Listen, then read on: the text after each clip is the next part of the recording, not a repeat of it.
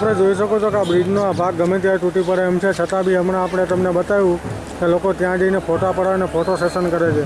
તો ભવિષ્યમાં આમાં કોઈ મોટી દુર્ઘટના ન સર્જાય એના માટે અહીંયા કાયદેસર પોલીસ બંદોબસ્ત રાખવો જરૂરી છે. આપ જોઈ શકો છો કે આ બ્રિજ તૂટેલો છે, છતાં લોકો ત્યાં જઈ અને એના ફોટો સેશનને ફોટા પાડે છે. આપ જોઈ શકો છો કે આ પુલ જોખમી રીતે તૂટેલો છે, છતાં પણ લોકો ત્યાં ઊભા રહેલા છે. આ ભવિષ્યમાં મોટી મુસીબત ઊભી થાય તો એની જવાબદારી કોની?